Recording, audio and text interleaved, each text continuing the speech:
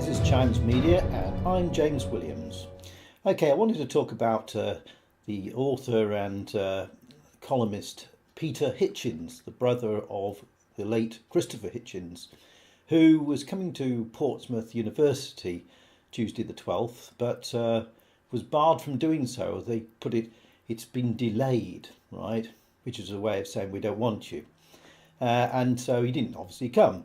But it caused a bit of a spat between Portsmouth Students' Union and Peter Hitchens.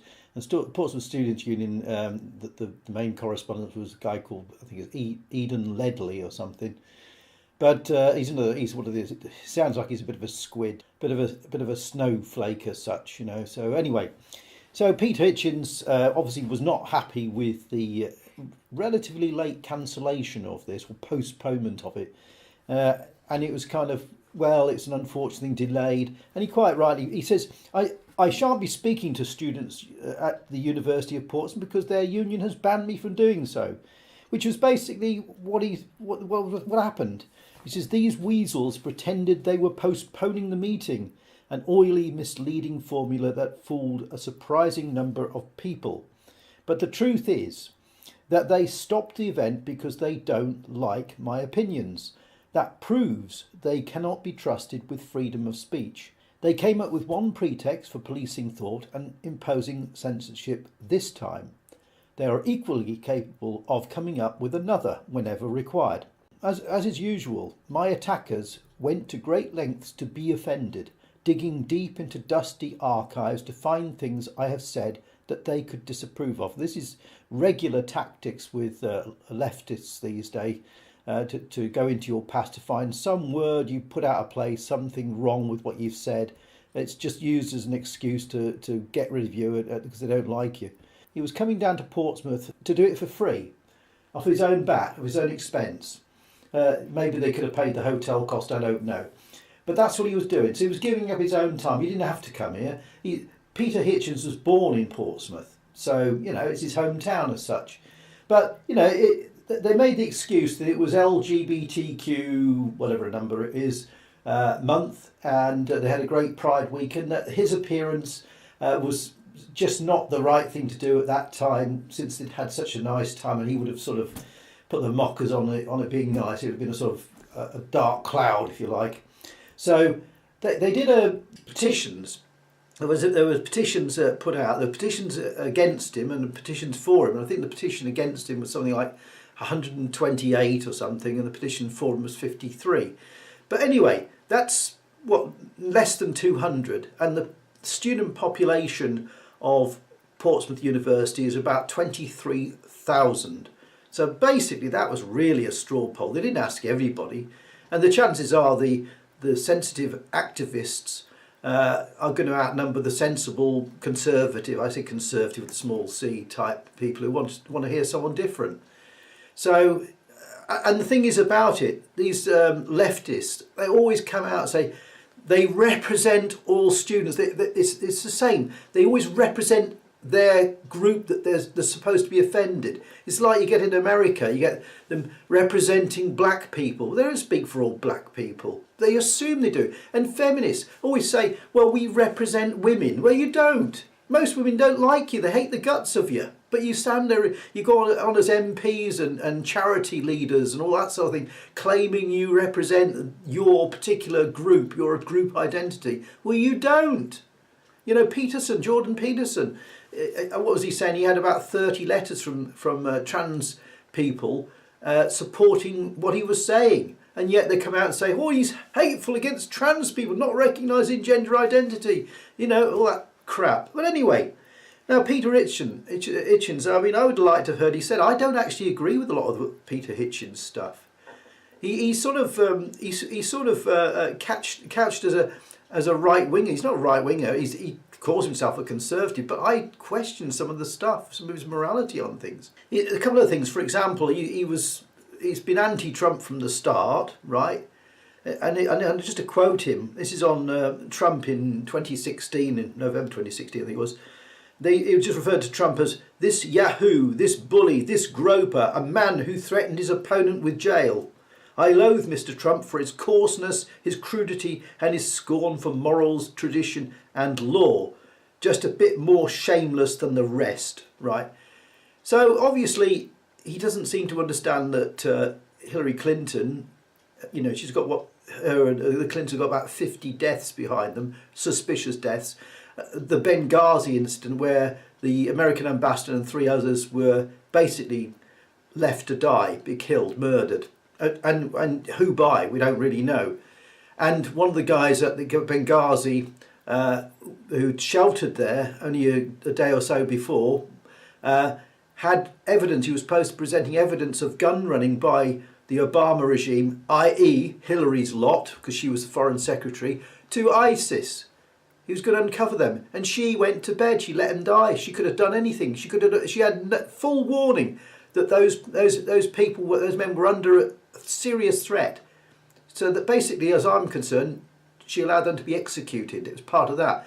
So, you know, she is criminal. There's been ties with Russia, that they're looking at Trump. You know, the guy, Peter Hitchens, doesn't actually know everything. He comes over as, he's a very good debater. He's really entertaining to listen to. I do love listening to him. He's on the TV, which I don't watch. I have to watch it on YouTube or something. Then yeah, he's entertaining, and it's nice when he holds politicians over the coals, rakes them over the coals, and gives them a hard time. Great stuff. But he's not reliable. Now the other thing is, he's very anti Tommy Robinson. Now this is interesting because, as with Trump, he said he's loutish type and he's not his sort and he's coarse and doesn't know anything. The same sort of attitude he applies to Tommy Robinson. And I've noticed this. He's an Oxford intellectual, Peter Hitchens. He's had all that sort of training. I've noticed that with some of the Oxford elite. A lot of them are in the press, a lot of them are in the BBC and that kind of stuff. And they seem to be a class of their own. They seem to be upper middle class. And whether they disagree or agree doesn't matter, because they're the same group. And they look down their nose at working class people. And he sort of cites Tommy Robinson as a racist, all that sort of thing. Well, he doesn't actually say racist, but he says he's, what's he called him? He basically says either you follow him, Peter Hitchens, or Tommy Robinson. You can't follow both of us. And he refers to his colleague and he says, a very well researched article about Tommy Robinson. And this is by Guy Adams, who's also the male. It's hardly the best friend of Tommy Robinson, right? And when you go to this particular article he cites, first thing it says, why British hate monger Tommy Robinson is being funded by American billionaires, right? Now, when they start off a title with a pejorative description, hate monger, right? It goes on. This is after Tommy got released from prison. It says, accompanied by a tattooed heavy, the far-right activist refused to answer questions from assembled reporters and camera crews. Instead, he went to two of his favourite ones, but more reliable ones, and give a more balanced opinion, because basically the media, and I agree with Tommy Robinson on this, they are scumbags, and that includes Peter Hitchens if he's tied in with them as well.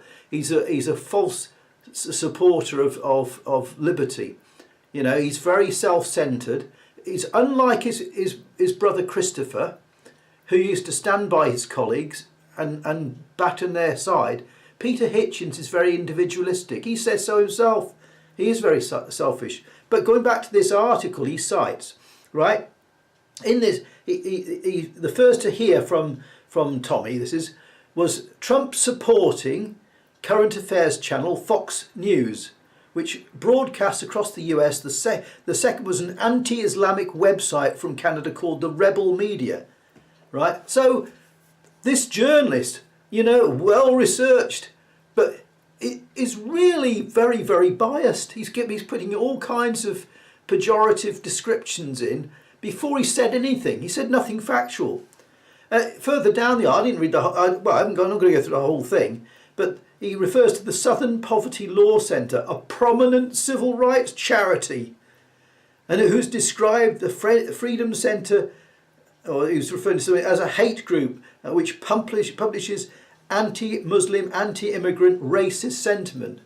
The Southern Poverty Law Centre Anybody who knows anything about these people know they're totally discredited. They are far left hate mongers themselves, making slanderous and libelous remarks. Gavin McGuinness is suing them. I think they've been done by somebody else before now. They're the ones who sold tens of millions of dollars away to offshore accounts to avoid tax. They have a political agenda. They are very, very partisan. Going back to Peter Hitchens being barred, he says that the students who impose these bans will all too soon be the civil servants, MPs, lawyers, police officers, journalists, and above all teachers of tomorrow. I'm afraid they already are. They're already in the mix. You know, you're out of date with that one. It says we are breeding a generation of thought policemen already in place, right? They have been taught what to think, not how to think. Disagreement makes them frightened and angry. Well, maybe you should listen to Peter Hitchens should also listen to Tommy Robinson a bit more, and to what actually Donald Trump is doing. He hasn't ruined things as you threatened he would do and destroy the entire society. He's trying to save it. And what you don't recognise is the amount of corruption there is on the left, that they control virtually everything. Hollywood in America, most of the papers, the Daily Mail. I've got to point out the Daily Mail. There's Daily Mail and Sunday Mail. Peter Hitchens is a columnist for the Sunday Mail. During the Brexit campaign, one of the papers was pro-Brexit, the other one was Remain. They hedged their bets. You know, the Daily Mail is thought of as being a right-wing paper. It's not. It's very left-wing in many ways. Conservative maybe slightly. But some of the stuff, you know, the pro-feminist stuff like that, is clearly Marxian in nature. Peter Hitchens said, freedom of speech and thought cannot survive if they are not defended and understood by such people. I can't just now see anything that can save us from becoming a censored, unfree country, short of a revolution in our disastrous school system, where conformist teachers will drill conformist students in the catechisms of the left. All I can offer is a warning. This is what is coming. It begins like this and it ends with arrests of dissidents at 4 a.m, conducted by people who are quite sure that that what they are doing is right. Well, that is already happening, Peter. That is already happening. There's, you know, Amy from Brighton, there's a few others. There's hundreds of people getting dragged out of their houses for saying the wrong thing or thinking the wrong thing. Oh yeah, and Tommy Robinson has been at the cutting edge of this. And I tell you this much. I mean, there's James Delingpole, when he was interviewing you in a podcast, I think it was 2018, he cited how you'd both gone to Chatham House on a panel talk, something to do with foreign policy. And he found that you, Peter Hitchens, abandoned him in a tight spot because he thought, oh, I've got Peter Hitchens on my side. We're going to be in. We can tag team this bunch. But he found himself not only left to fight off all the others, but Peter Hitchens was setting him up. And he basically accused him, and he didn't deny it. Peter Hitchens says, you are unreliable and look after yourself. You do not fight for the cause. And Peter Hitchens says, I fight for myself. So when it comes to morality, and you're citing the wickedness of Tommy Robinson, I know who I'd want on my side if I was in a tight spot, and it would not be Peter Hitchens. I'd take Tommy Robinson every day of the week and twice on Sundays. That's all I've got to say for now. Thanks for watching. Take care of yourself. Until next time.